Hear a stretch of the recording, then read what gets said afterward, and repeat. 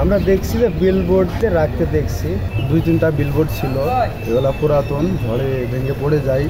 বৃহস্পতিবার রাত্রে এখানে এই বিলবোর্ডটা একটা স্টারিং গাড়িতে লোড করে কে বা কাহারা নিয়ে যায় না, যে কোনো জিনিস না বলে নেওয়া তো ন্যায়সঙ্গত হতো।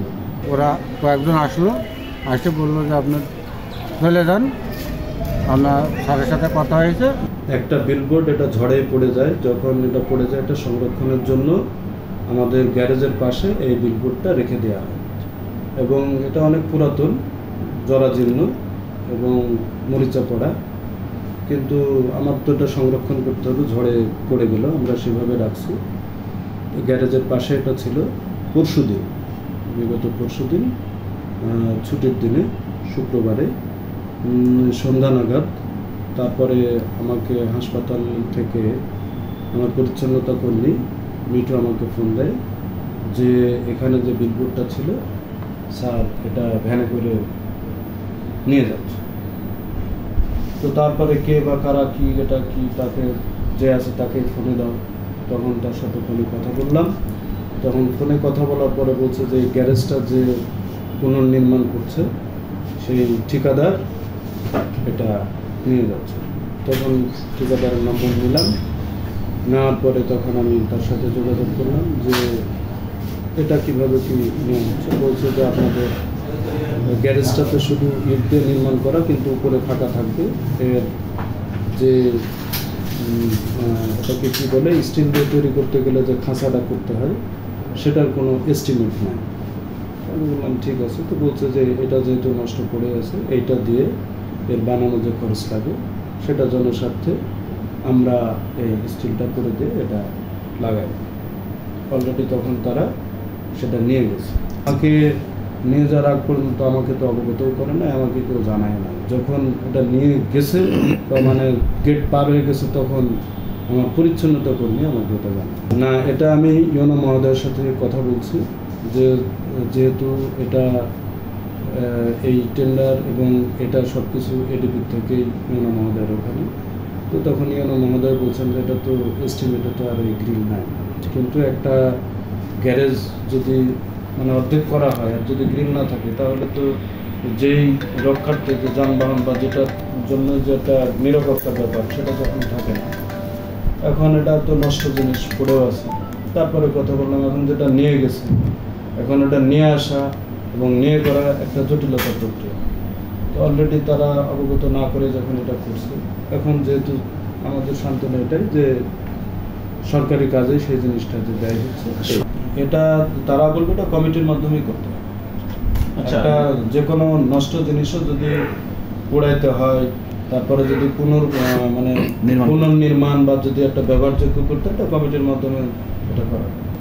না, কমিটির মাধ্যমে তো এটা তো আমার কাজ না, এটা তো টেন্ডার তো আমার এখান থেকে না, এটা তো টেন্ডার যেখানে সেখান থেকে না। আমি এটা চাইতে দেবো যে আমার গ্যারেজ দরকার, সে গ্যারেজটা তো হচ্ছে।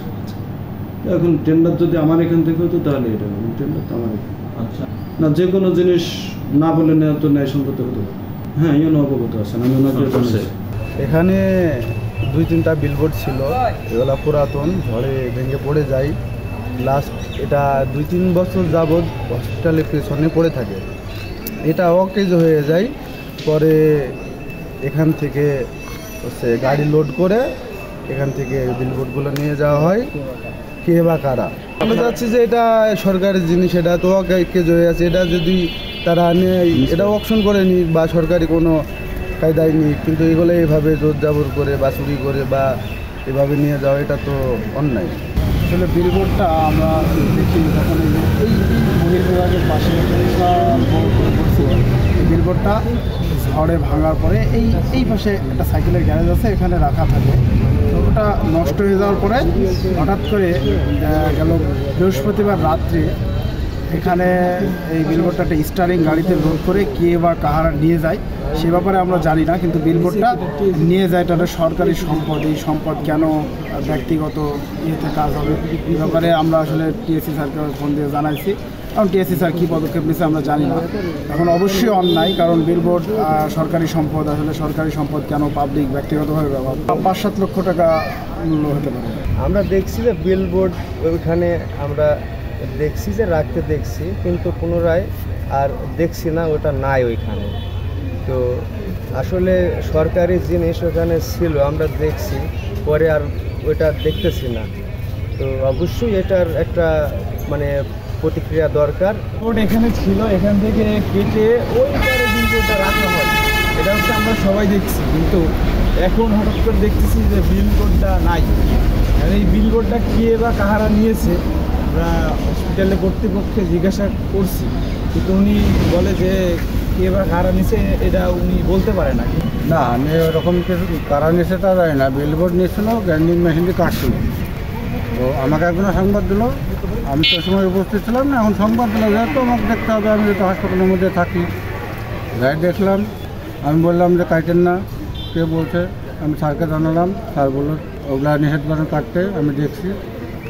এরপরে ওরা কয়েকজন আসলো, আসে বললো যে আপনার চলে যান, আপনার স্যারের সাথে কথা হয়েছে, আর গ্রিলের জন্য হচ্ছে নিতে বলছে। আসরের পরে 5:30 পৌনে 6টা।